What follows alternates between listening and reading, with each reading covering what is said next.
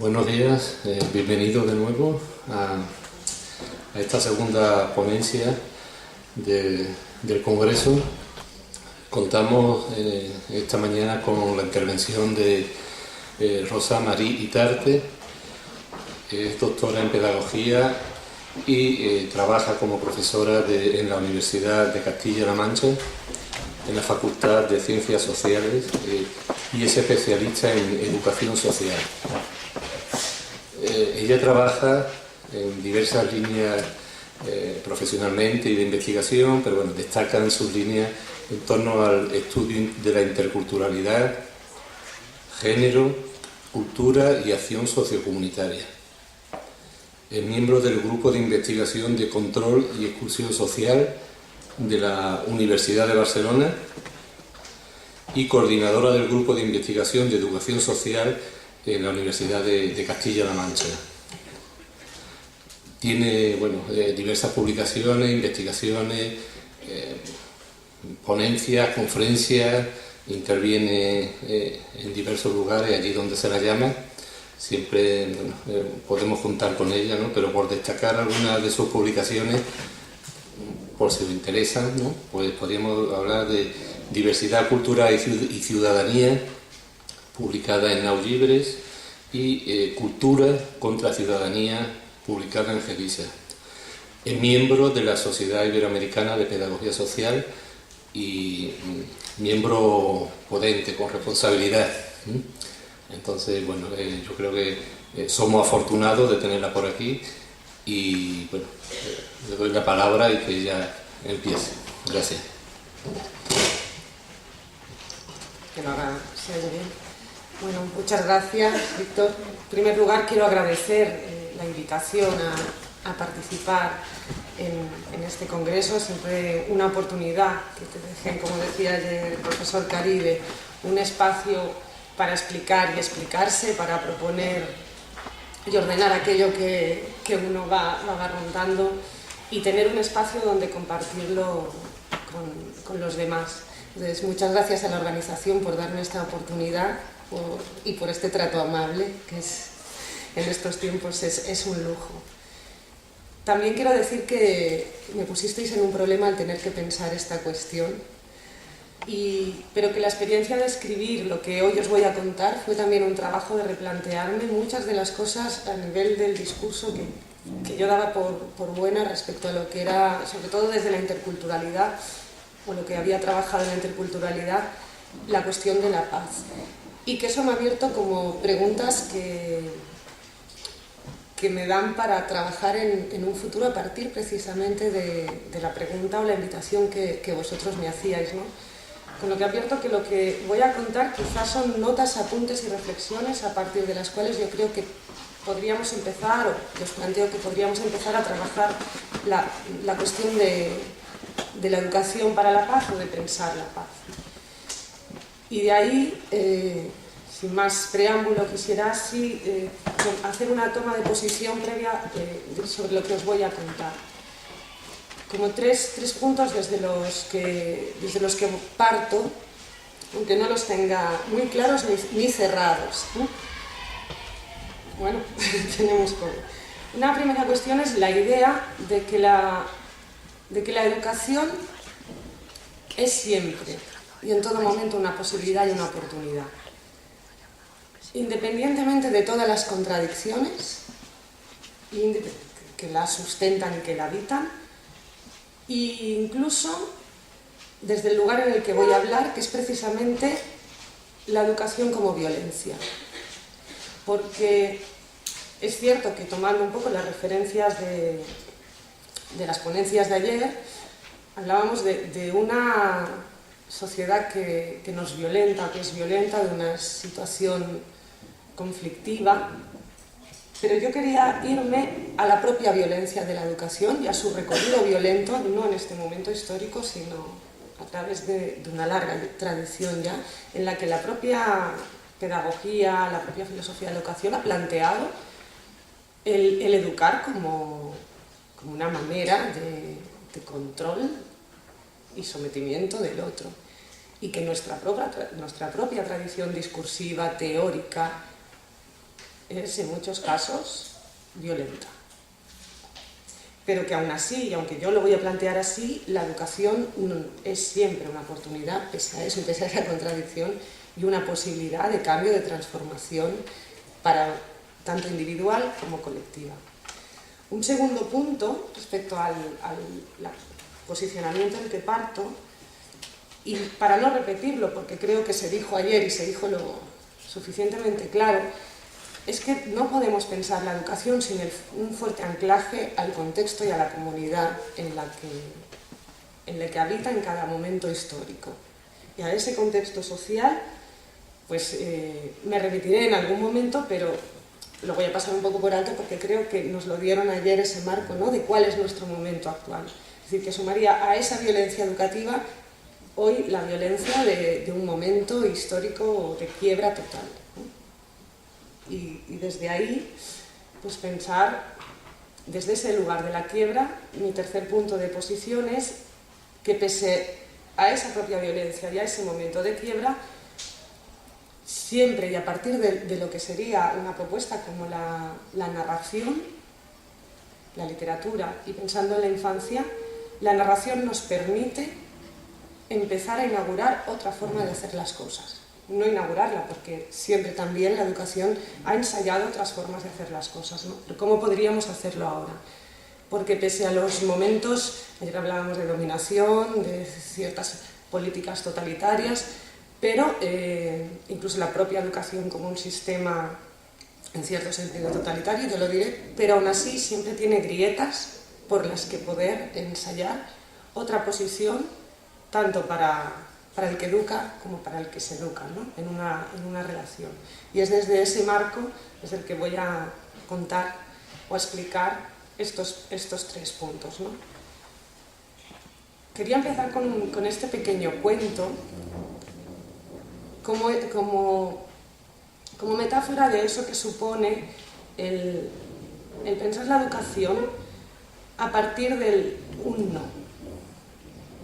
Os lo leo. Un día llegó una forastera y acampó cerca del bosque. El cerdito fue el primero en descubrirla. ¿La habéis visto?, preguntó el cerdito excitadísimo, cuando se encontró con el pato y la rana. No, ¿cómo es?, preguntó el pato.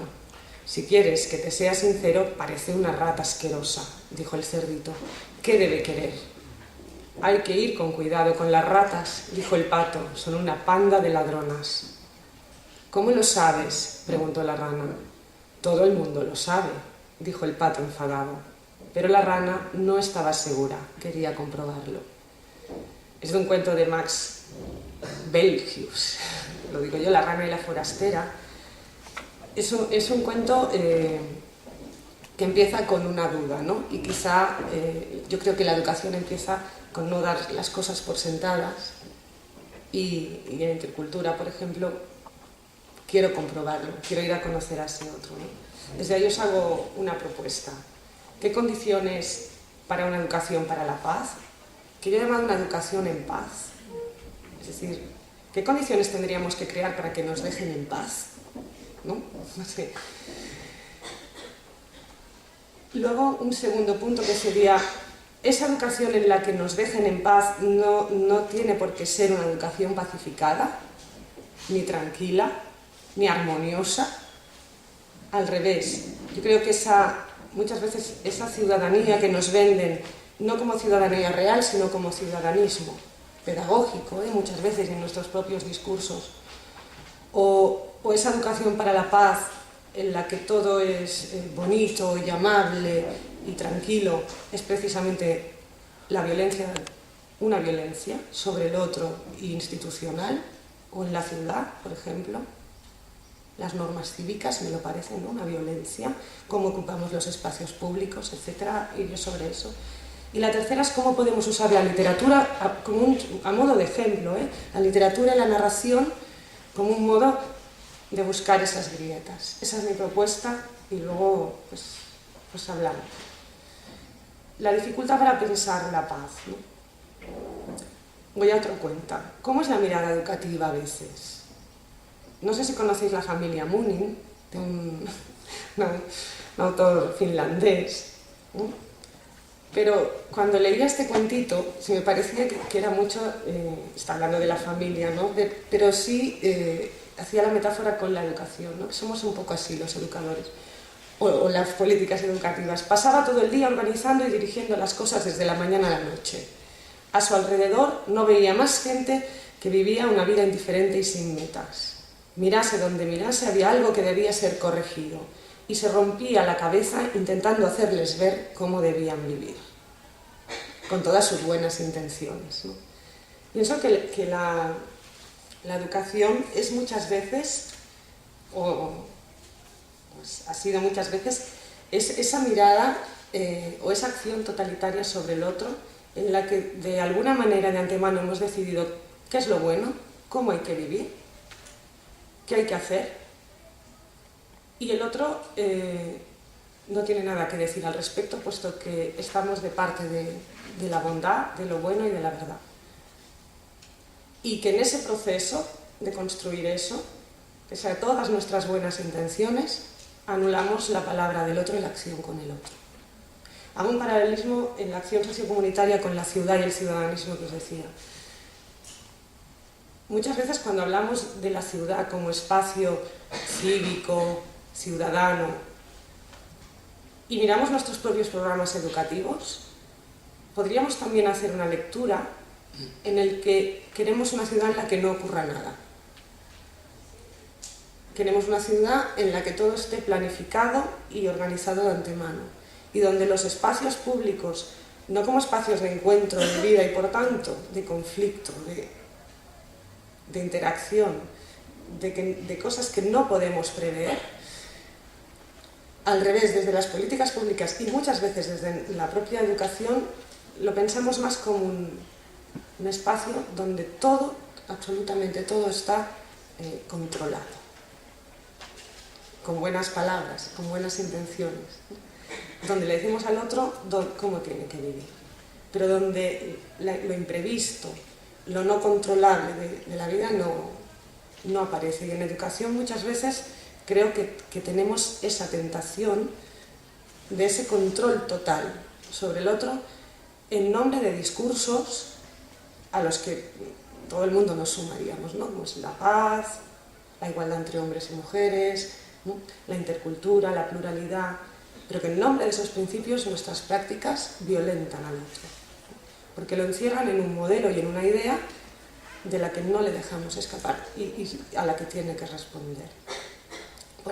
Por eso creo que pensar la paz o la intercultura o estas cuestiones educativamente es muy complejo, ¿no? Porque nos obliga a hacer esa doble lectura entre nuestro modelo y nuestras prácticas reales. De ahí que piense que la educación para la paz tiene que ser problematizada, con la interculturalidad, y nos obliga a un recorrido hacia esas microprácticas cotidianas en las que convivimos, en las que entablamos la relación con el otro y la interacción, para verlas con lupa y para verlas de qué manera, porque ayer decíamos, estamos dóciles, estamos miedosos, no decimos no, pero la pregunta también sería, ¿y en qué momento y cuándo enseñamos y aprendimos a ser pasivos, a ser dóciles, a tener miedo?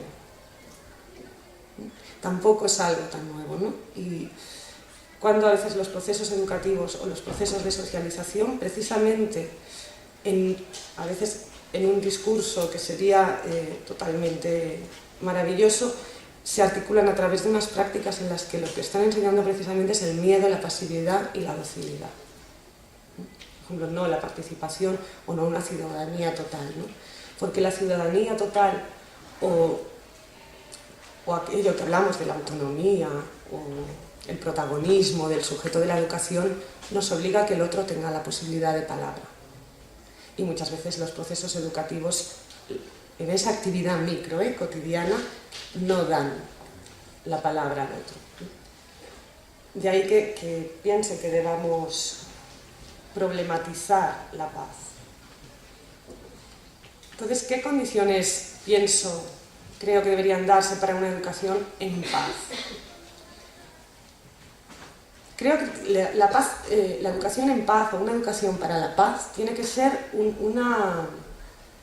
una ética entendida como una praxis. Y como una praxis definida, sea en una escuela, sea en una biblioteca, sea en un centro de menores, como una manera de hacer las cosas cada día. No como un programa, o como una actividad, o como un día de celebración, ¿no? Que eso ya sería... sino como una manera de hacer las cosas cada día, una manera de relacionarse y una manera de encontrarse con los sujetos de la educación. Y sobre todo una manera de posicionarse en tanto que educadores, maestros, animadores, lo que sea, cual sea la figura en la que estemos, una toma de posición en relación a ese otro con el que nos encontramos. Por tanto, desde ahí, la educación para la paz la pienso como algo que ha de ser vivido, vivenciado o experimentado. No puede ser aprendido y no puede ser enseñado. Sí puede ser enseñado en tanto que discurso, en tanto que valores. Pero vemos mucho cómo, por ejemplo, en las escuelas, ¿no? Los programas de educación intercultural, los programas antirracistas, los programas por la salud, los programas por la igualdad entre hombres y mujeres, transmiten un discurso que tanto en la infancia como en la juventud, como adultos, aprendemos, ¿no? Como el discurso que hay que decir, pero que en muchas ocasiones nada tiene que ver con lo que están viviendo o con lo que está ocurriendo en el día a día en ese contexto educativo. Y que eso nos obliga a plantearnos que algo, además, me vuelvo un poco al principio, además del contexto en el que vivimos, además del sistema, además de la institución, también en nuestras prácticas cotidianas algo tenemos que ver con eso. Es decir, para no colocarnos en la posición como profesores o como educadores de que no podemos tomar decisiones o que no tenemos nada que ver con aquello que está ocurriendo, ¿no? Porque si no, la crítica la podemos hacer a un nivel de sistema, a un nivel institucional, y nosotros, digamos, nos cubrimos con nuestro discurso. Cuando pienso que muchas veces también nuestras propias prácticas están favoreciendo no precisamente una educación en paz o una educación para la paz, sino una educación que violenta, ¿no? No diría una educación violenta, pero es una educación que violenta al otro, ¿no? Por tanto, en esa praxis que debería ser, o que podría ser, la educación para la paz, ¿cómo la podríamos pensar? Desde dos niveles. Y situándome, por ejemplo, en la infancia, para tener un marco desde el que pensarlo. Por ejemplo, desde la individualidad. En cada uno de los individuos con los que trabajamos, tendría que ser un proceso en el que yo valoro y reconozco la autonomía individual del otro. Eso lo decimos en nuestros programas, pero ¿qué significa valorar y reconocer la autonomía individual del otro? Significa darle la posibilidad de que a veces nos diga no. Por ejemplo, respeto a la intimidad del otro. A veces la educación se plantea, o la planteamos, como un proceso en que, sobre todo cuando trabajamos con infancia, juventud, en que el otro lo colocamos en una posición en la que tiene que ser absolutamente transparente para nosotros. Y le decimos que eso es ser sincero, que tiene que explicar y explicarse constantemente. En los contextos educativos muchas veces, ¿no?, el derecho a decir no quiero hablar, un niño pequeño, ¿no?, ¿qué te pasa?, es como algo que es sancionado. El derecho a la intimidad, a poder retirarse en un momento dado, a que un niño viva la experiencia de que puede contactar, pero también tiene derecho a retirarse. El respeto por la propia singularidad y por las propias limitaciones. Como individuo, el poder ir al propio ritmo. Y el saber que no todos ni todas podemos destacar en todo, ¿no? Y que cada uno es valioso o puede serlo en un montón de un grupo de facetas, pero no en todas, ¿no? Y ese proceso hay que vivirlo. El poder expresar en los contextos educativos el mundo emocional en toda su complejidad. Y eso significa aceptar también que lo humano no es siempre armonía, comunicación, amistad, compartir, sino está atravesado también por la frustración, por la duda, por la agresividad, por el enfado, por muchas otras emociones, ¿no? Y que tienen tanto su legitimidad dentro del proceso educativo como aquellas que normalmente hablamos en nuestros programas, ¿no? De la amistad, la cooperación, la solidaridad, la paz, y que ambas son necesarias, que una no es la superación de la otra, que todas forman parte de ese proceso. Y, por decir una más, la posibilidad de hablar, de hacer preguntas y de ser escuchado. Os pido que penséis en vuestro propio proceso educativo, tanto en el ámbito reglado como no reglado, en si esas condiciones o esas experiencias han estado o en qué grado han estado. La posibilidad de levantar la mano y hacer una pregunta, y la posibilidad de que se me responda, no de que se me remita al programa o al valor. Desde el punto de vista institucional, desde el grupo y de la institución, esa praxis para mí consistiría en que toda institución educativa, todo proceso educativo, tendría que favorecer un sentido de pertenencia y de comunidad. Pero no entendida en el sentido de que somos de esta cultura o de este grupo, o ponemos de manifiesto nuestra identidad, sino como posibilidad de hacer cosas juntos. Es decir, precisamente el sentido de pertenencia creo que vendría dado por esa experiencia que nos da la educación, que es la de que seamos quien seamos, podemos hacer alguna cosa juntos, que nos beneficie a todos, ¿no? Podemos hacer algo en común. Por tanto, no estaría tanto para mí en las diferencias o las identidades, sino justo lo contrario, en que pese a esas diferencias y esas identidades, que son las que son, hay algo que nos convoca como semejantes, ¿no? A hacer algo en conjunto, en ponernos a hacer algo, un hacer. También de forma institucional, el abordar el conflicto de forma dialogada y pactada, no a partir de unas normas de convivencia o no a partir de unos valores absolutos sobre lo que está bien y lo que está mal, o sobre lo que es deseable, sino una pedagogía más orientada a las situaciones y a los procesos que se dan que a unos principios absolutos.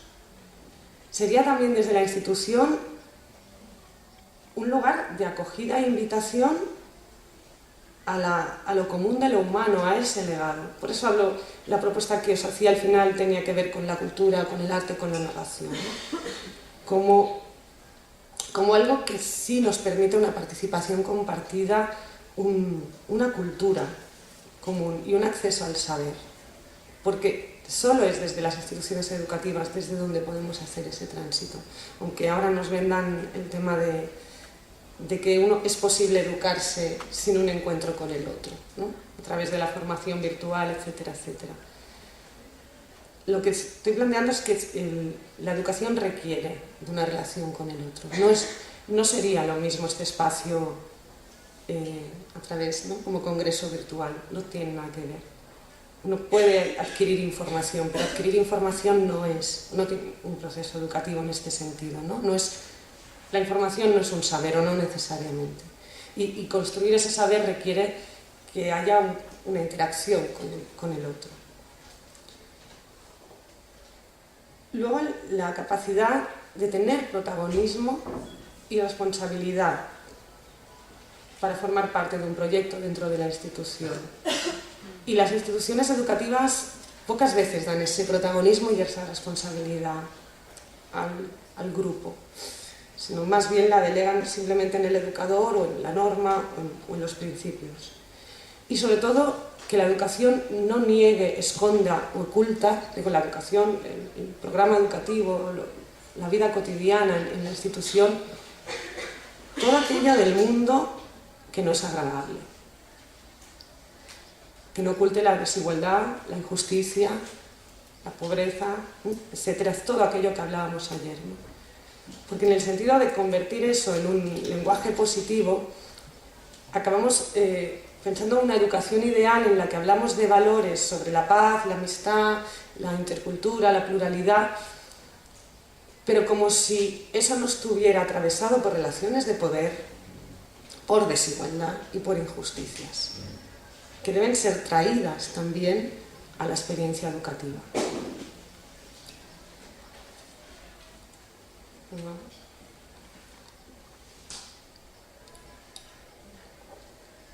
En este sentido, creo que la tentación totalitaria o violenta, por decirlo de alguna manera, en educación, y que forma parte de esa tradición que os comentaba más allá del momento histórico, es una pedagogía que cierra de antemano para el que se educa todos los recorridos que tiene que transitar. Es en ese sentido en el que planteo que violentamos al otro en la educación, porque por mucho que hablemos de un proceso autónomo o de la individualidad, de la educación integral, parece que hemos concluido de forma anticipada para aquel que se educa lo que tiene que ser ese tránsito, ese proceso y esa vivencia para cada uno, que además tiene que ser igual para todos. Por eso sí entendía que en este contexto era necesario hablar sobre educación, sobre violencia en educación, perdón. De ahí que pusiera otro cuentito, un fragmento de un cuento. Si os acordáis del anterior, decía la mirada del educador, cómo lo vería, ¿no? Cómo lo podría ver un niño o una niña, cómo se relataría a sí mismo en un contexto educativo. Os lo leo. También de la familia Moon, ¿no? Aquí habla el hijo. Somos todos tan pequeños e insignificantes, y lo mismo se puede decir de nuestras pastas de té y nuestra alfombra. Y todo eso, ¿sabes? Y aún así son importantes, aunque siempre estén amenazadas por los crueles elementos, tornados, tifones, tormentas de arena, olas inmensas que inundan nuestras casas. Pero sobre todo estoy hablando de mí mismo y de mis miedos, aunque sé que eso es impropio. Sé que todo irá mal, pienso en ello todo el tiempo. Es una idea sobre la infancia, o cuál puede ser la mirada de la infancia, que muchas veces, más adelante lo comentaré, es como una imagen idealizada, ¿no? Como si en la infancia no existiera experiencias negativas, ni miedo, ni terror. Cómo nos ven, ¿no? A esos gigantes que llegamos allí con nuestras propuestas. Como si la infancia no estuviera transitada también por el conflicto muchas veces. Entonces, esta mirada de sentirse pequeño y de me estás proponiendo una cosa mientras yo estoy viendo, ¿no? Este mundo que vivo como amenazante en muchas ocasiones, es algo que creo que tenemos que incorporar como a nuestras prácticas cotidianas, incorporar esa mirada porque está, ¿no? Entonces, ¿en qué sentido sería, digo, que la educación es violenta y que la educación para la paz también, ¿no? O violenta al otro? En el sentido de todas aquellas prácticas que hacemos, por ejemplo, que no reconocen la integridad del otro, que no le reconocen en su singularidad y que le apartan o le segregan del grupo o le sancionan. Podría dar muchos ejemplos, pero me refiero sobre todo a aquellas que vulneran la propia experiencia individual o la cierran o no la permiten. Por ejemplo, todas aquellas prácticas que niegan o rechazan el conflicto, que rechazan lo problemático, que cortan las experiencias negativas de convivencia, que anulan la contradicción resolviendo los problemas, ¿no? Dando respuestas, precisamente no convirtiendo ese encuentro, ese diálogo en preguntas que nos hacemos juntos, sino cerrándolo con respuestas que ya no permiten transitar más allá, que no permiten explorar más allá, porque la respuesta está dada. Todas aquellas prácticas que distorsionan, simplifican o estereotipan la infancia a partir de verdades totales, luego explicaré algunos ejemplos, y todas aquellas prácticas que generan o favorecen entornos o situaciones agresivas para el que se educa. Podría dar algún ejemplo.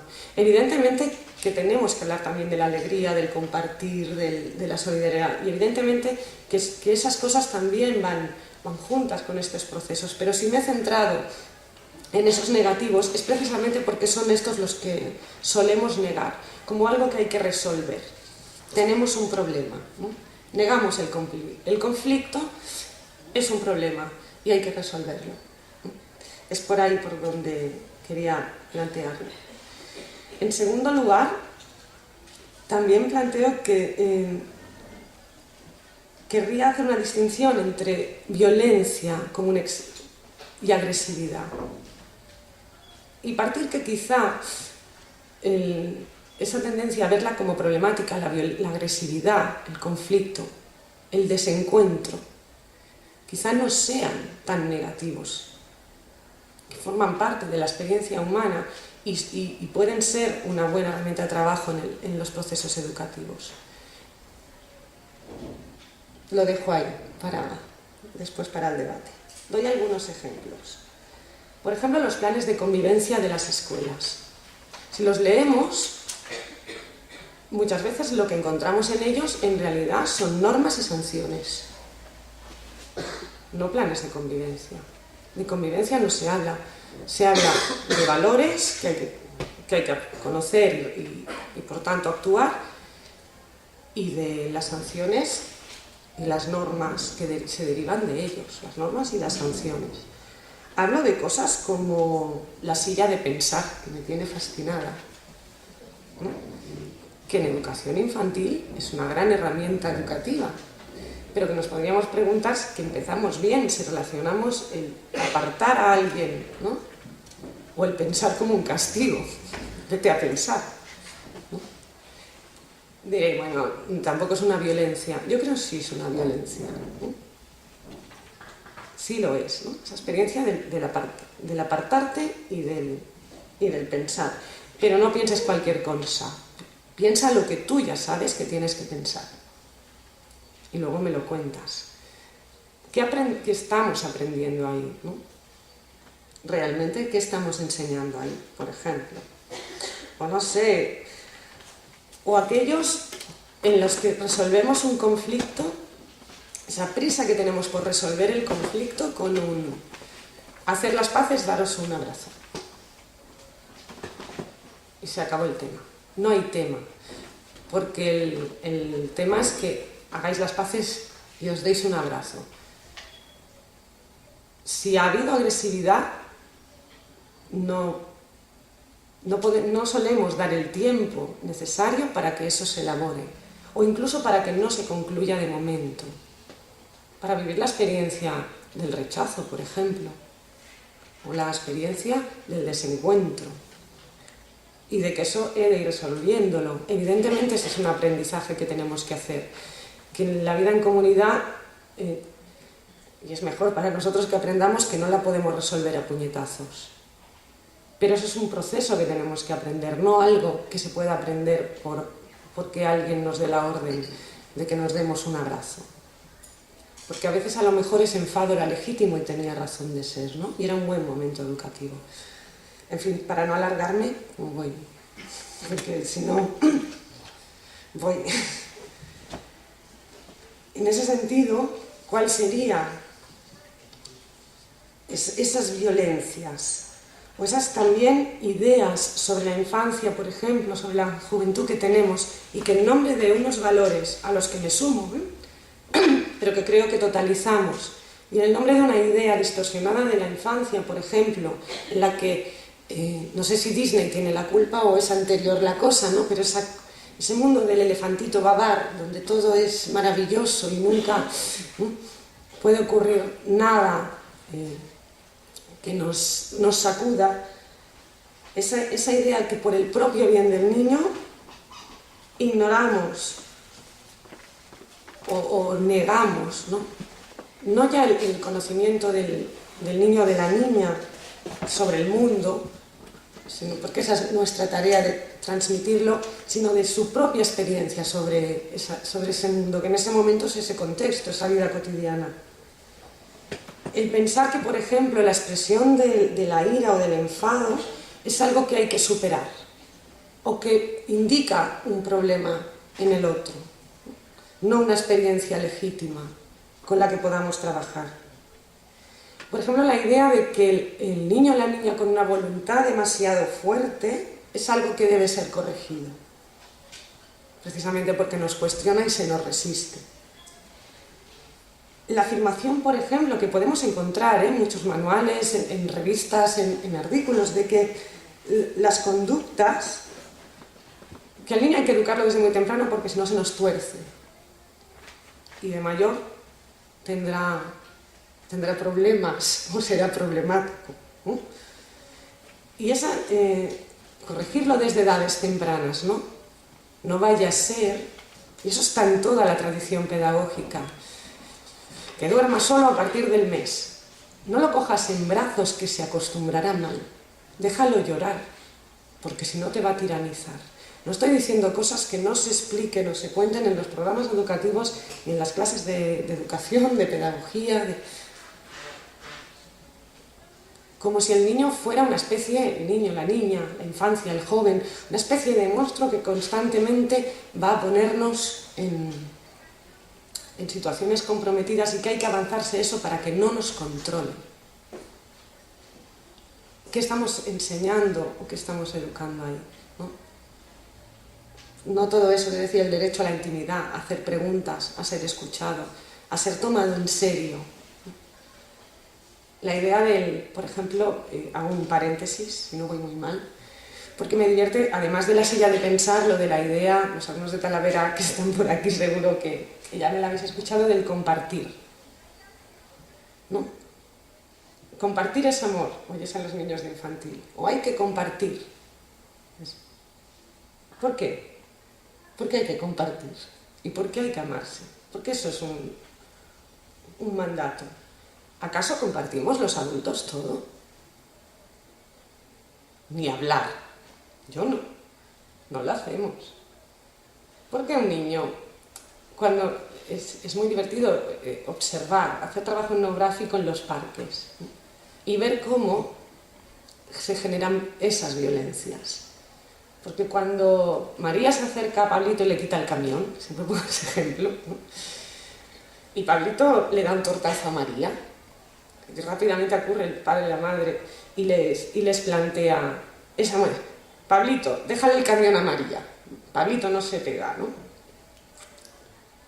Pero claro, la legitimidad de Pablito a enfadarse, deberíamos escucharla. Quizá también irle enseñando que no lo resuelva a tortazos, pero ¿qué pasaría si no me acuerdo ahora el nombre de quien ponía el ejemplo de qué pasaría si estuviera usted sentado en un parque leyendo el periódico y viniera alguien y se lo quitara? Y viniera otra persona y le dijera: oiga, comparta, no se enfada, ¿eh? Solo tiene que compartir. ¿Por qué nuestro periódico es importante y el camión de Pablito no? ¿Por qué cuando un adulto se cae por la calle todos corremos y cuando eso decimos: anda, levántate, que no ha pasado nada? Son ejemplos tontos, pero que al final lo que quiero mostrar es cómo violentamos muchas veces, no damos legitimidad a la experiencia del niño o de la niña. Y eso es una violencia hacia él, ¿no? Desde mi punto de partida.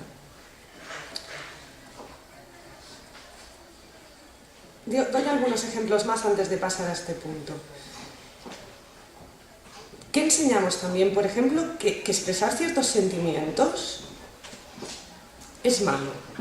Por ejemplo, la agresividad o el sentimiento de odio, el sentimiento de rechazo, que todos y todas experimentamos. Al niño le decimos que experimentar eso no es bueno, además le hacemos sentir culpable de sentirlo.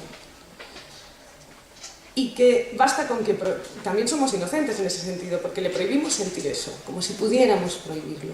O como si por el simple hecho de nombrar el compartir o la paz o la amistad o la solidaridad, eso ya quedara interiorizado y fuera algo que pudiera ser aprendido como contenido. Por ejemplo, también esa obligación en los procesos de educación de que siempre hay que ser amable y respetuoso, siempre mostrar gratitud. ¿Siempre? ¿En cualquier circunstancia? ¿Siempre? Es decir, en realidad educamos para una sobreadaptabilidad a lo que hay. Y luego nos planteamos el tema de la docilidad, pero sí, la estamos enseñando cada día, ¿no? La docilidad. Porque el niño o la niña nos pone en situaciones muy comprometidas, cuando se niega esa amabilidad, cuando no quiere saludar, cuando no quiere, ¿no? Pero le decimos que es obligatorio esa corrección, o que la obediencia es un sinónimo de bondad y de civilidad. Y enseñamos la obediencia y la desobediencia como algo que cuestiona nuestra autoridad, nuestro poder, tanto si es en la familia como es en los contextos educativos, y es muy difícil manejarse con eso. Pero quizá la obediencia no siempre es la mejor opción. Por ejemplo, otra de esas verdades sobre la infancia, el hecho de que cuando un niño o una niña expresa un exceso de ternura o una sensibilidad excesiva, como algo que también es problemático para su personalidad. Como eso de que hay que educarlo para la vida y la vida es dura, y entonces... Y el hecho de que si las situaciones problemáticas que se produzcan, si son reiteradas, son indicadores de alguna disfuncionalidad en el niño o en la niña. Y me remito al hecho de que hoy, en primaria, por poner en esa franja de edad, se está medicalizando a los niños con una de diagnósticos sobre déficit de atención, hiperactividad. ¿Se ha transmutado algún gen para que de pronto toda una generación de niños sea hiperactivo? ¿O qué está pasando? ¿O es que de pronto lo que queremos son niños pacificados, tranquilos, sentados y dóciles? Que no nos molesten y que se aprendan lo que toca aprender o lo que toca hacer sin cuestionarlo. Pero es cierto que hay un porcentaje muy alto, no solo de niños diagnosticados, niñas diagnosticadas como hiperactivas o con déficit de atención, sino también que están siendo medicados, dándoles medicamentos para que estén tranquilos. Yo creo que es una violencia más para la infancia, ¿no?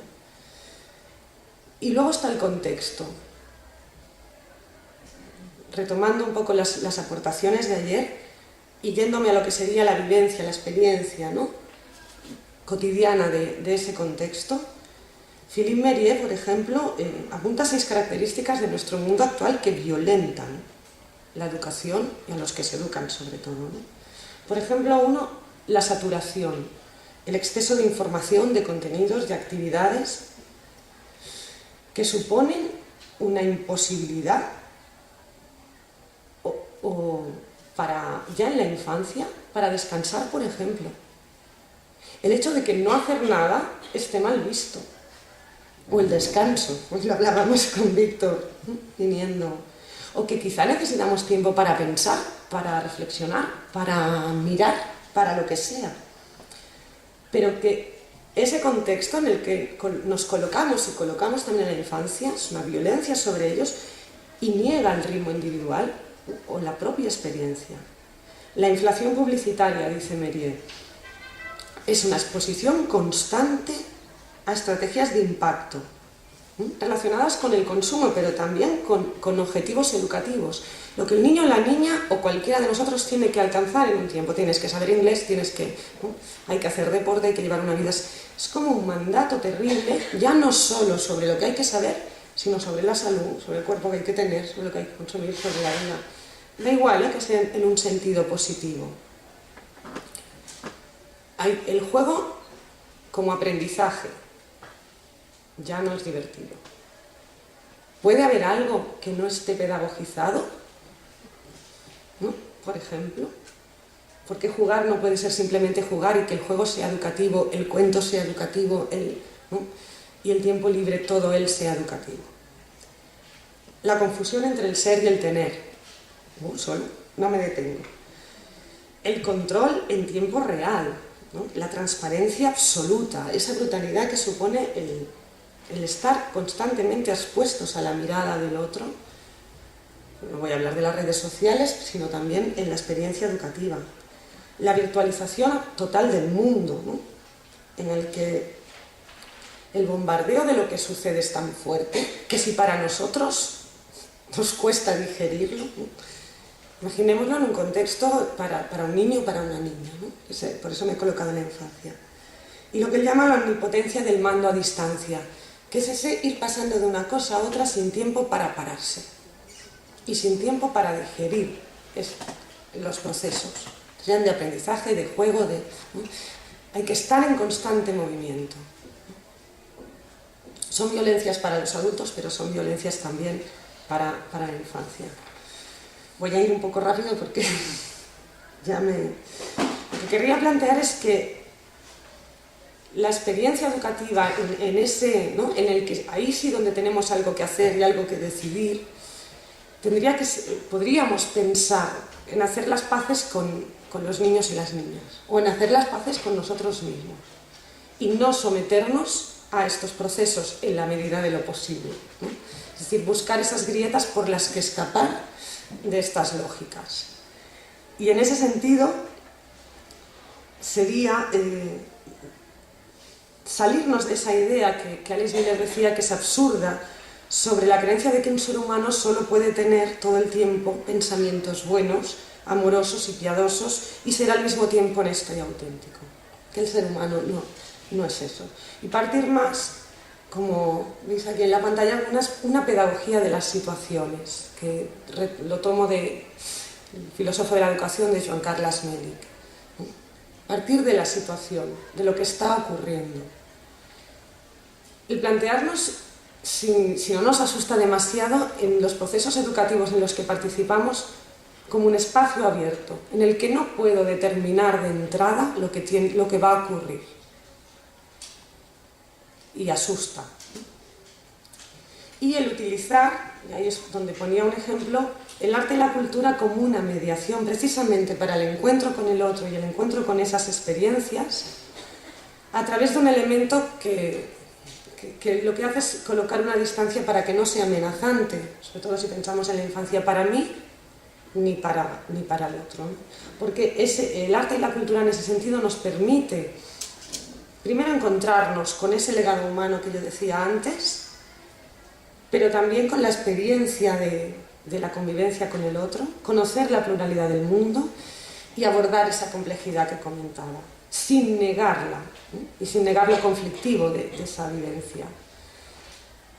El arte en este sentido, la narración, que es el ejemplo que he situado en el texto, es una manera de generar espacios y de generar situaciones y relaciones que estén basadas precisamente en lo que va ocurriendo. No lo planteo la literatura infantil como contar cuentos, ¿no?, sino como que incluiría el contar relatos, sino también el narrar nuestros propios relatos, escribir nuestros propios relatos, como una de las formas de grieta, porque es a través de la narración que yo elaboro lo que me está ocurriendo, pero que lo elaboro, voy aprendiendo a elaborarlo, no a través del impulso inmediato, sino a través de algo que lo media, ¿no? En este caso, el relato oral o el escrito, ¿no?, que me permite ir elaborando una narración acerca de lo que vivo o de cómo entiendo el mundo. En ese sentido, el ejemplo del cuento en la infancia. El cuento puede ser una narración completa, de hecho lo son, ¿no? No hablo del cuento como simple literatura bonita, sino como narración sobre la vida y sobre la experiencia humana. La narración, tanto si es contada como elaborada, como escrita, como aquello que nos permite acceder a lo que no puedo abordar de forma directa porque es fuerte. De hecho, en educación solemos eliminar precisamente lo que es fuerte de la literatura, de los cuentos o de las narraciones. Sobre todo aquello que tiene que ver con la muerte, con la violencia y con el erotismo. Lo eliminamos cuando precisamente eso que tiene que ser abordado, la muerte, la violencia, el erotismo, y que es vivido en la infancia y es experimentado en la infancia, las narraciones, tanto escuchadas como elaboradas, como compartidas, serían una mediación precisamente para abordar eso, porque son experiencias fuertes, ¿no? En ese sentido, la ficción, sea como la abordemos, funciona como un puente. Y el trabajo educativo con las narraciones tampoco ha de ser, para que esa experiencia sea posible, como un trabajo que lo concluimos a priori. Ahora me explico. O como un contenido que debe ser aprendido. Lo peor de encuentro es la moraleja. Hay que borrarla. Y normalmente, si revisamos, me gusta mucho el trabajo con el análisis del discurso, me gusta mucho revisar los materiales educativos. La mayoría de cuentos, sobre todo si son cuentos populares, son mutilados. El lobo, ¿no?, se come a Caperucita. En las zapatillas rojas, la niña no se corta con un hacha en los pies al final para librarse de su adicción. Es decir, precisamente todos esos elementos son dulcificados, son simplificados, son mutilando la experiencia que precisamente permitía esa narración. Y otra de las cosas que hacemos es ponerle una moraleja. En trabajos con literatura infantil y con adultos, cuando explicamos un cuento y a veces con adultos luego les ponemos una ficha de trabajo. ¿De qué color llevaba el pelo? No sé bien. ¿Qué le dice el hermano? Como si para aprender lo que el cuento tiene que decirme, tuviera que aprenderlo igual que me aprendo las capitales, ¿no?, de los países europeos. Y eso no es el cuento, porque precisamente lo que permite el cuento, la narración en forma amplia, el arte también en forma amplia, es hacer esa mediación. Y es preguntarnos si lo que podemos es trabajar con el leer, con el escribir, con el contar, con el relatar. No solo ficción, sino las propias, por ejemplo, autobiografías, hay trabajos muy interesantes ahí.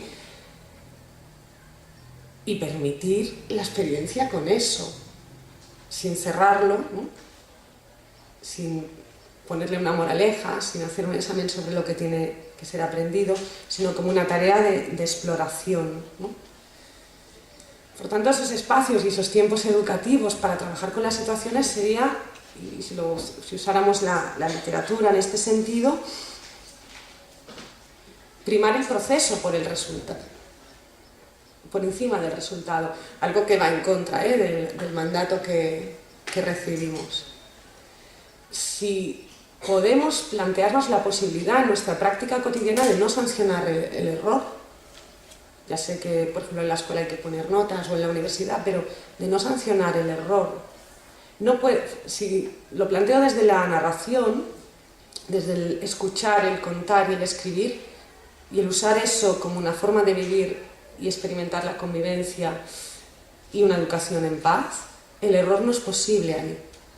No hay experiencia errónea. Si podemos generar un espacio que permita el contacto y la retirada, educativamente, me imagino un aula. ¿Hay en las aulas o en una ludoteca un espacio donde uno pueda retirarse un rato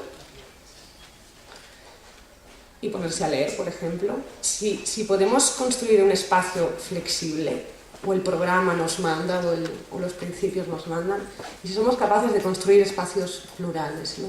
Plurales no en el sentido solo cultural del término, que también, sino en el sentido de que no todas vamos haciendo lo mismo, o no todas y todos tenemos por qué estar viviendo lo mismo o aprendiendo lo mismo. Entonces, ¿cuánto ya he acabado? Sí. Bueno, a través de los cuentos, ¿qué me permite en ese trabajo para hacer un trabajo por la paz, ¿no?, o por una educación en paz? Me permite dar un rodeo, y dar el rodeo necesario o el rodeo que se necesite. Me permiten dar tiempo al conflicto, porque las narraciones abordan el conflicto en todas sus dimensiones y de forma compleja, no lo simplifican, ¿no? Y me permite dar ese tiempo al conflicto para que sea elaborado, tanto individual como en grupo. Me permiten trabajar con lo provisional, sin tener que justificar que he tenido un éxito porque ha habido unos aprendizajes determinados, ¿no? Me permiten explorar lo problemático de la vida de una manera que no sea amenazante. dan legitimidad a mi experiencia individual y a mi vivencia. Me ayudan a entender que es posible el cambio siempre, y la transformación. Claro, siempre y cuando educativamente hayamos generado esa situación en la que soy tomado en serio, soy tomada en serio, ¿no? Y esa experiencia que expreso no es sancionada y es presentada como legítima. Y algo muy importante, ayudan a elaborar la pérdida. Porque todo proceso que tenga que ver con esas vivencias y con esas experiencias implican que hemos de perder, no podemos ganar solo. Cuando ayer planteábamos toda la cuestión, ¿no?, del momento en el que vivimos, tanto si lo pensamos a un nivel macro como a un nivel micro, en el que estoy planteando aquí, no puede haber cambio sin pérdida. No podemos hacer esa trampa. Y esa es una experiencia dura, ¿no?, vista desde el lado de la infancia y desde la vivencia de su omnipotencia, ¿no?, de ese mundo mágico en el que todo es posible, ir aprendiendo que cualquier proceso implica una pérdida es una de las cuestiones difíciles que nos toca, ¿no? Y ahí la literatura, el cuento y la narración permiten ir haciendo ese trabajo. Pero quizá no lo hemos aprendido porque de alguna manera, en el momento en el que estamos, cualquier cambio que nos planteemos va a implicar pérdidas. Algo tenemos, ¿no?, que ver con lo que ocurre también. Y necesariamente hemos colaborado o colaboramos en ello. No estoy hablando de culpabilidad, de responsabilidades, ¿no?, sino de los procesos en los que en nuestra vida cotidiana contribuimos a que las cosas sean de una determinada manera, ¿no?, o en los contextos educativos. Es verdad cómo están las políticas educativas, es cierto cómo están las instituciones, es cierto cómo son los recursos de los programas, pero también es cierto que las decisiones que vamos tomando, esas pequeñas decisiones cada día en nuestro trabajo educativo, tienen que ver con lo que ocurre también, ¿no? Y desde el lado del educador, plantear esa posibilidad de trabajo educativo como encuentro con el otro y permitirlo supone que estemos dispuestos a perder a veces unas posiciones de seguridad que no son relativamente cómodas, porque el encuentro con el otro da miedo y no podemos plantearlo solamente como una cosa feliz y armoniosa. No es así. Por tanto, el arte o la narración permite hacer esa transición, ¿no?, permite mostrar de forma simbólica esa pérdida, pero que al final eso es crecer, ¿no?, de alguna manera. Para finalizar, porque Víctor me está mirando con cariño, otro cuentito, ¿no?, un trozo de un cuento de la Escuela de los Niños Felices, ¿no?, como un desideratum que podría ser esa vivencia. Dice: te voy a confiar un secreto. Hay una escuela donde no se aprende a bajar la cabeza ni a mirar de reojo al maestro, sino a domar monstruos. Y nada de que 2 y 2 son 4 y la hora tiene 60 minutos, sino a hacer magia y a soñar. Se llama la Escuela de los Niños Felices. Su puerta está abierta de par en par. Vete allí. Y si un día regresas, cuéntales a tus maestros dónde estuviste. Quizás comiencen a escucharte. La Escuela de los Niños Felices. Muchas gracias.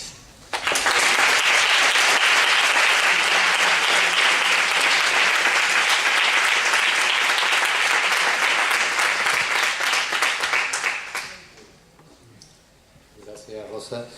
Si os parece, hacemos un poco como ayer, ¿no? Nos permitimos 5 minutos para hacer algún comentario, para plantearle alguna cuestión a Rosa.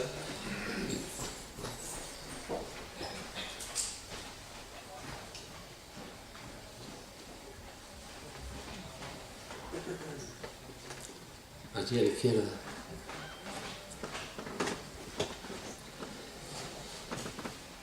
Hola, buenos días.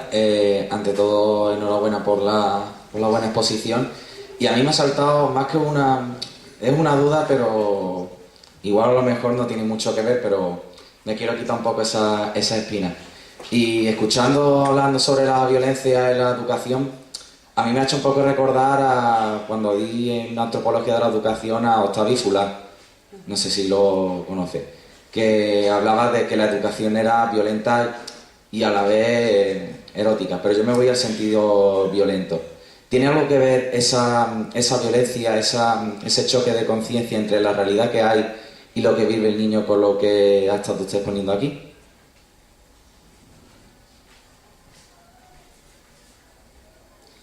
A ver, no sé si he entendido muy bien. ¿Te refieres a si la relación del mundo en el que vive? Si se incluye dentro de esta exposición, porque lo que estaba escuchando más bien es a nivel del sistema educativo, pero también el niño tiene otra realidad y no solo la del sistema educativo. Creo que también la familia tiene gran parte de esa responsabilidad y también creo que se debería hacer mucho hincapié también ahí porque, al igual que pasa muchas horas a lo largo de su vida en la escuela, también pasa muchas horas con su familia y con su grupo cercano, que muchas veces hace olvidar lo que en la escuela se da. Parece como que se está en otro mundo y cuando se sale de la escuela, digamos que un poco que se olvida todo eso. Entonces, mi pregunta es si ve ahí alguna relación y qué podríamos hacer para que esas, digamos, dos realidades, por no decir más, de alguna manera unirlas para que ese proceso de individualización de los niños sea realmente fuerte, que no se termine cayendo con el paso del tiempo. Bueno, si he hablado de los centros educativos en la escuela o otros tipos de centros, ¿no? Una biblioteca, un centro de ocio, evidentemente ese proceso de socialización no se da solo en los centros educativos, la familia, el contexto, ¿no? En vez decimos, bueno, la ciudad no educa, porque en sí no educa, pero es cierto que nos educamos en la ciudad, ¿no? Y eso nos conforma. Es decir, que eso que he contado está atravesado en todos esos espacios, está claro, ¿no? No solo en la escuela. Pero yo creo que no le podemos, que quizá muchas veces desde la educación lo que nos planteamos es cómo ahorrarle, en este caso a los niños, a las niñas, las experiencias negativas. Y lo que intentaba plantear es que no podemos. Pero que quizá a lo mejor detrás de ese buenismo pedagógico de querer ahorrar, ¿no? La experiencia, quizá no hay tanto bondad como nuestro propio miedo como educadores a afrontar lo que supone un encuentro real con el niño, con la niña o con el compañero, ¿no? Lo difícil que es la convivencia, ¿no? Que no se articula solo a partir de principios, ¿no? Y que es difícil y que es dura y que asusta y que quizá quisiéramos ahorrarle ese proceso a la infancia, pero es que no podemos, ¿no? Entonces, que quizá, por eso lo he centrado más en los centros, pero nosotros como educadores y como maestros también colaboramos en enseñar la pasividad, la docilidad, ¿no? Cierta forma de sometimiento, sancionamos, ¿no? Colocamos la norma por encima de la experiencia. Y luego les decimos, y ahora participa, expresa tu opinión. Pero ojo con lo que vas a opinar. Eso lo saben, ¿no? Es en ese sentido en el que planteaba como la educación es violenta, ¿no? Sino que establece ciertas dinámicas violentas. Y quizá, ¿qué podemos hacer? Es decir, buscar esas grietas para bajar más a la experiencia cotidiana de la situación de lo que ocurre, ¿no? No como algo muy pequeño, pero que tampoco es tan sencillo, ¿no? Precisamente luego estaría ahí toda la presión institucional de los programas, de las propias familias, o incluso si lo planteáramos desde una familia, ¿no? Una familia se plantea hacer las cosas de una determinada manera, pensando que es autónoma respecto al contexto que la habita, no lo es, ¿no? Y al final tampoco ese niño, esa niña necesita formar parte del mundo en el que está, no de otro ideal, sino de aquel en el que está. Y no le expliques... Son muchas veces nuestras propias contradicciones con el tema del género, ¿no? Cuando uno dice, bueno, yo no puedo hacer, mira, me voy a la familia en un discurso sobre la desigualdad a una niña de 4 años. ¿Cómo le hago entender lo que supone los tacones o el maquillaje?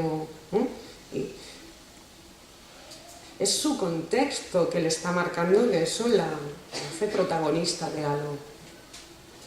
Y no le puedo contar que eso la va a colocar en una posición de discriminación. Y tampoco puedo dejarla no vivir el mundo que le ha tocado vivir, ¿no? Y a la vez mostrarle un abanico más amplio diciendo, pero mira, hay otros caminos, ¿no? Pero mira, hay otras cosas. Es muy complejo, ¿no? La tentación de prohibir, de ir a la norma, ¿no? En nombre del principio, por ejemplo, en este caso bueno, ¿no? De la igualdad, es muy rápida porque si no, es inmediata, porque lo otro me obliga a una complejidad y a unas contradicciones que no tienes clara, ¿no? Y que me muestran muy vulnerable, incluso frente a un niño de 4 años, claro, ¿no? Porque capta esa contradicción rápidamente y me la señala. Entonces, antes de decir no seas mal educado, quizá no es fácil, ¿no? Tanto en la familia, en la escuela, pero planteaba era esa posibilidad de poder elaborar algo desde ahí, ¿no? Para que como nos posicionáramos en otros lugares como sujetos, ¿no? No solo, por ejemplo, desde el lugar de víctimas de cosas que ocurren, ¿no? Sino podríamos inaugurar espacios de narrarnos de otra manera y desde esa narración quizá empezar a hacer otras cosas, ¿no? Bueno, es decir, no vamos a cambiar el sistema, ¿no? Quizá más centrándonos en nuestras prácticas. No sé si te he contestado. Más bien invitar que imponer, ¿no? O escuchar. Que sea el mismo niño el que vaya descubriendo ese tipo de realidades, tanto buenas como malas, ¿no? Sí. Que están en él. Pero que están en él también, ¿no? O quizá pensar la educación a lo mejor también como una posición de escucha. De que el otro tiene algo que decir, aunque tenga 3 años, aunque tenga 10.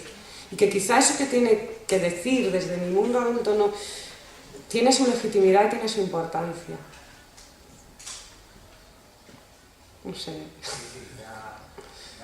Yo sé que queda bonito y que no... Me ha quedado claro la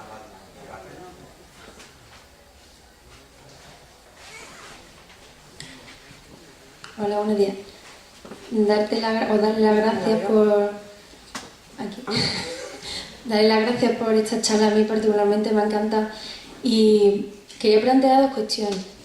Yo, creo haber tenido la suerte de haber vivenciado otra sociedad y otro sistema educativo como el sueco. Y mi experiencia en ese sistema y esa sociedad es que los niños, como ha dicho, todo se contextualiza, depende de qué sociedad. Tenemos un concepto de niño, tenemos un concepto de infancia.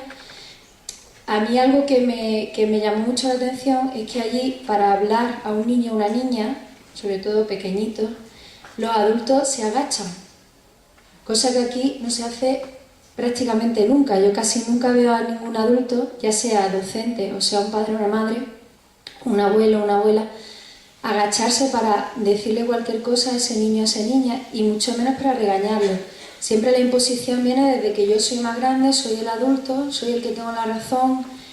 Y claro, eso genera ya de por sí una violencia a ese pequeño, a esa pequeña. Y en el mundo educativo en el que nos movemos nosotros lo hacemos constantemente. Es decir, no nos vamos al mundo de ese niño, nos ponemos, digamos, los ojos de cómo me está viendo esta personita a alguien 1 metro como mínimo mayor, pues poniéndole unas caras o regañándole de una manera.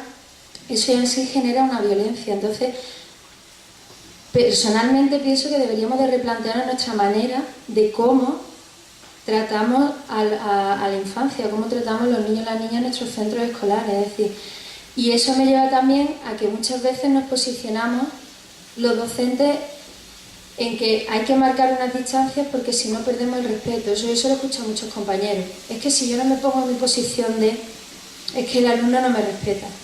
Entonces, esa vulnerabilidad a la que hacía ahora mismo referencia, yo creo que es el miedo que tenemos realmente los adultos y los docentes sobre todo, a realmente que los niños y las niñas vean también que somos humanos, que nos equivocamos, que a veces nuestros planteamientos no son pueden ser también erróneos.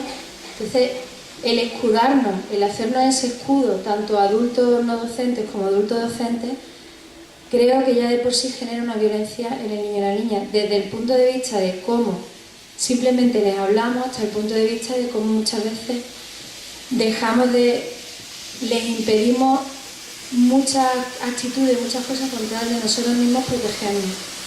Entonces, eso habría que plantearlo desde el punto de vista de la formación, ya iniciar en la formación a los futuros docentes, el cómo también, porque eso no se aborda realmente en nuestra formación, el cómo tratar a los niños, el cómo acercarnos a ellos, el cómo meternos, digamos, en su mundo para que también ellos puedan aprender. Nosotros primero también tenemos que iniciarnos en su mundo, meternos en cómo piensan, cómo viven, y escrito en papel, psicología de la educación y todo eso, sí, vale, te vienen las características, tal, pero esa no es la realidad.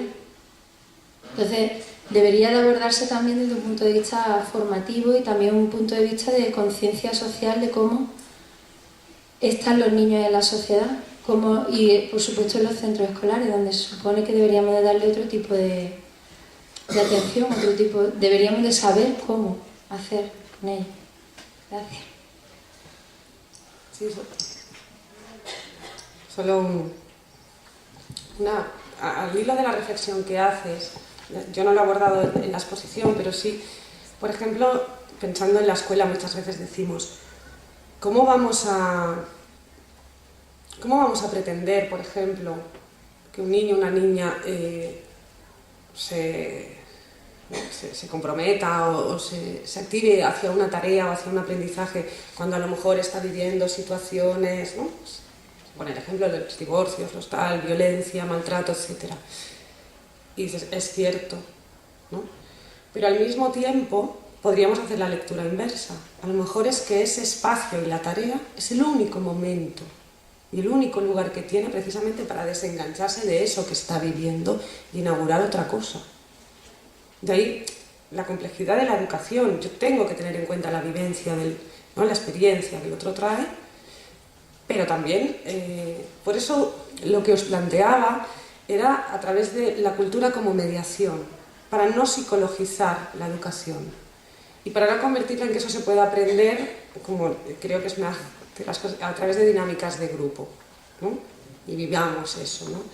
Lo que planteo no es a una pedagogía de las vivencias o de lo afectivo, de lo emocional, en el que quedemos enganchados ahí. Lo que planteo es precisamente que eso tiene que ser traído a la experiencia educativa, pero para atravesarlo y poder inaugurar otra cosa, ¿no? Porque si no es una pedagogía basada en lo afectivo solo y en mirarme y en revisarme y en qué siento, ¿no? Entiendo que ocurre mucho como una psicologización de la educación, que en su momento como psicología puede estar muy bien y necesaria en ciertos momentos, pero que la educación tiene que transitar otras cosas y es parto de eso, lo traigo a la mesa, utilizo la cultura como mediación para abordarlo, pero precisamente para abrir ese otro camino hacia otra cosa. El ejemplo que ponemos muchas veces sobre el maltrato, ¿no?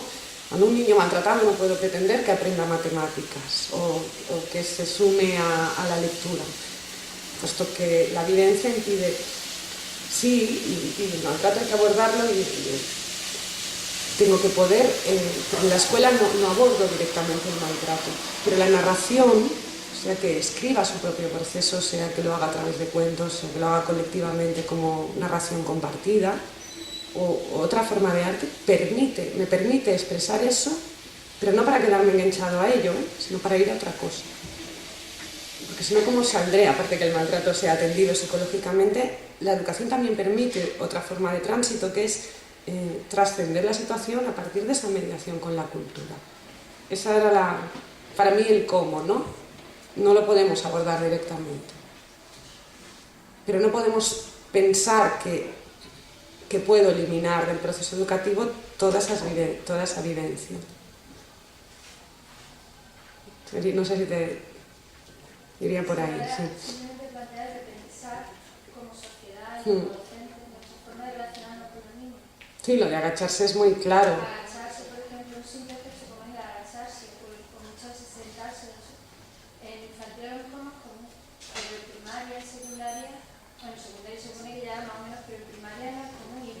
7 años, tú le sacas como mínimo un metro. Y mirar a los ojos, ¿no? Sí, sí, exactamente. Entonces, ya de por sí, los niños muchas veces les ve la cara de se sienten muy intimidados simplemente por el hecho de la altura. Y dicen que le estés hablando, mirando hacia abajo, ellos hacia arriba, y se sienten ya de por sí intimidados. Entonces, para muchos niños eso ya lo pueden vivenciar como una violencia. Y mucho más en el momento en que a lo mejor se decirle algo, regañarle, lo que sea. Eso ya para un niño. De hecho, esos son los gigantes de los cuentos, ¿no? ¿Quién son?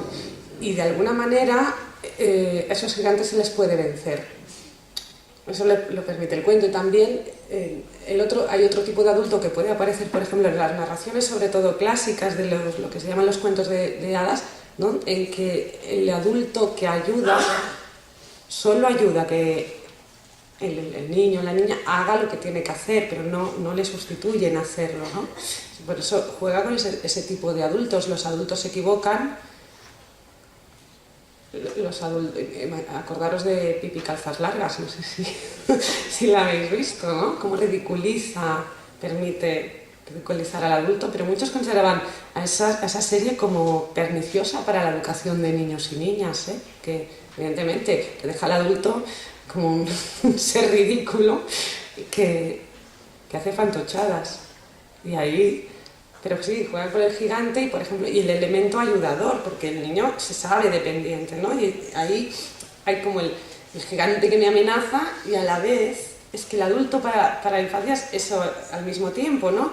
De quien dependo y me ayuda, y el gigante que me amenaza, porque muchas veces encarnados en los mismos, en la misma figura, el cuento las divide. Pero sí. Creo que teníamos una petición por aquí de la compañera, la última, por aquello de los tiempos, si os parece. Muchas gracias por la exposición. Mi pregunta más bien va, yo participo en un proyecto educativo de educación popular, un proyecto alternativo, y donde, bueno, una de las cosas es ir desaprendiendo como esta manera de educación y aprender como otra manera, justo más inclusiva, más participativa y demás. Pero también otra de las cosas que vemos justo es que el acto educativo pues no es neutro. Y en esto la pregunta es, cuando compartía sobre, por ejemplo, una ludoteca, que es el caso, una ludoteca-biblioteca en la que acompañamos, donde se busca el tipo de cuento, de juego, que sea cooperativo, que sea participativo y demás, ¿no? Y entonces cuando mencionabas, bueno, ¿por qué tiene que ser todo como un aprendizaje, ¿no? Y entonces ahí, claro, que me hace ruido decir, cierto, o sea, en ese intento de modificar una forma de aprendizaje, una forma de aprender, de integrar la vida y demás, de manera sutil, o a veces quizás no se ha dado completo el desaprendizaje, entonces hay también cierto control, ahora lo puedo llamar así, ¿no? En este sentido de que nada es neutro, entonces todo tiene una intencionalidad educativa, y entonces se cuida el tipo de juego, de relación, sí, pero participa, sí, pero opina, ¿no? Entonces la pregunta es cómo poder vivir como esa tensión entre dar otra posibilidad de aprendizaje, de compartir, de relaciones equitativas, sin como intentando quitarse como ese control aprendido, como esa tensión, no sé si me explico. Ajá. Gracias.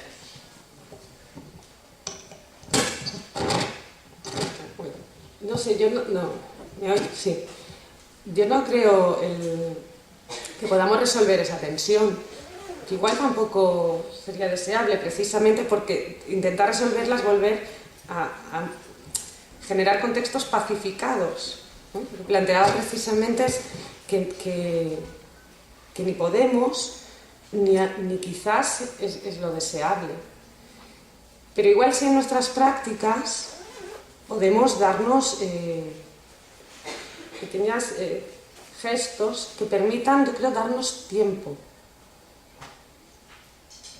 Porque muchas veces no es este cuento o el otro, o esta narración o la otra, sino darle el tiempo a que el otro elabore, ¿no? De forma individual y grupal el trabajo, la experiencia con ese relato, con esa narración, ¿no?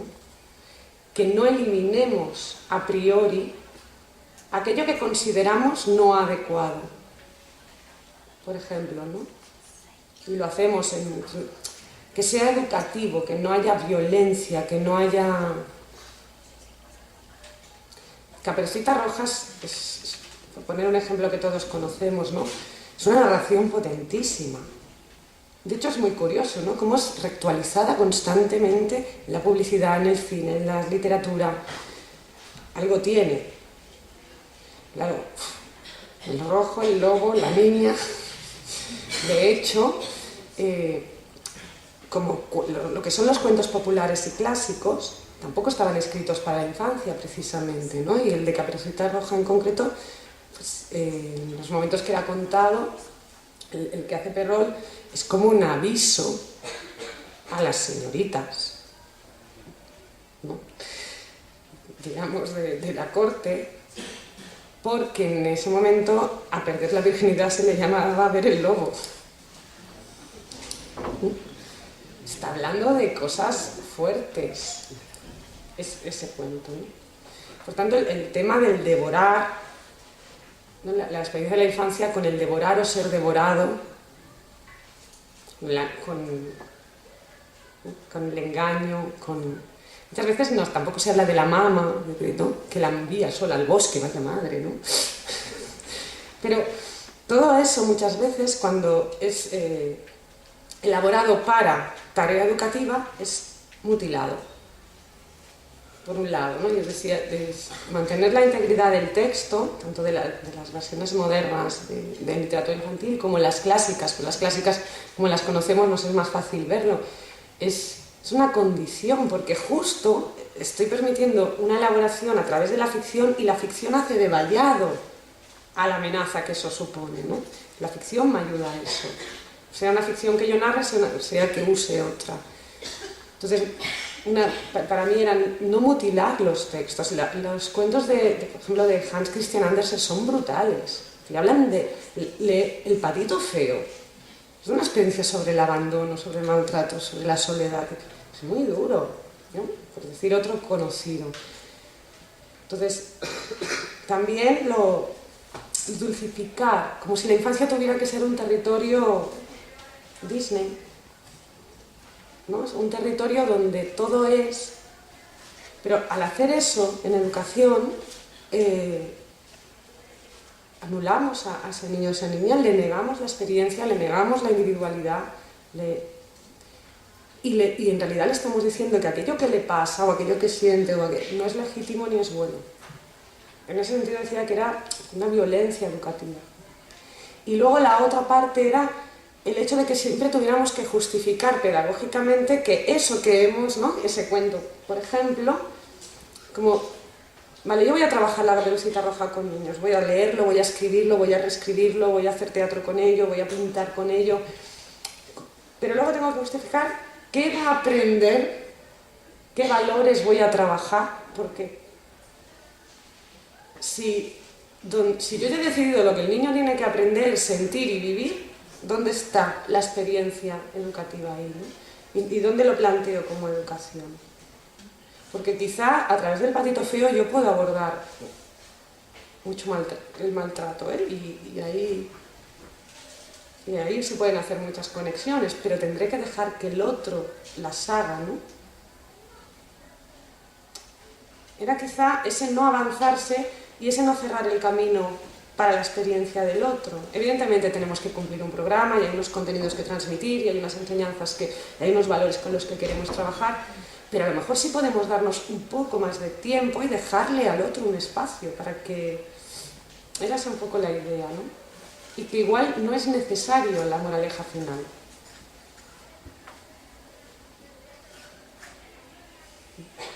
Quizá no es necesario que tengamos que decir, no, lo que te tiene que enseñar Caperucita Roja es esto. Que además normalmente usamos el cuento para otra cosa, ¿no? Eso de, por ejemplo, tengo para poner un ejemplo con Barba Azul. Normalmente hemos contado Barba Azul como, no sé si conocéis el cuento, sí, más o menos. Hemos contado Barba Azul como un cuento en el que los niños y las niñas tienen que aprender a no ser curiosos, a que la curiosidad eso, a que no hay que ir a chafardear lo que no te importa. Pero Barba Azul es todo lo contrario. Barba Azul es un cuento en el que la niña, precisamente porque se pone a curiosear, deja de ser niña, crece y se da cuenta de que se ha casado con un asesino. Y eso es lo que la permite, ¿no? Dejar esa situación. Y, bueno, es un proceso muy largo, ¿no? Pero en cambio, la moraleja que hemos puesto, y es fácil, aún en textos educativos con Barba Azul, es mira qué les pasa a las niñas que son curiosas, como el Pandora, ¿no? O que van a interesarse por lo que no les toca interesarse. Barba Azul le prohíbe a su mujer solo visitar una de las habitaciones del castillo, ¿no? Mientras él está de viaje. Y ella, como niña naïf, no la visita. Hasta que vienen sus hermanas y dicen, ¿y esta llave? Claro, ahí quiero entrar. Esta es la que te han dicho que no, es ahí, por tanto, donde hay que ir a mirar qué pasa, qué hay. Y lo que descubres son los cadáveres de las otras, de las exmujeres. Y entonces él regresa y le dice, ahora te toca a ti. Pero es justo lo contrario, es pregunta, mira, ¿no? Y mira justo donde te dicen que no, ¿no? Detrás de la cortina hay que mirar. En ese sentido decía, ¿no? ¿Cómo hacemos ese juego en educación? Cambiando. Muy bien, creo que hay que dejarlo por aquí por cuestión horaria. Darle las gracias a Rosa porque creo que ha contribuido a desestabilizarnos, ¿no? Y eso también es educativo, ¿no? Así que gracias a ella, gracias a todos vosotros.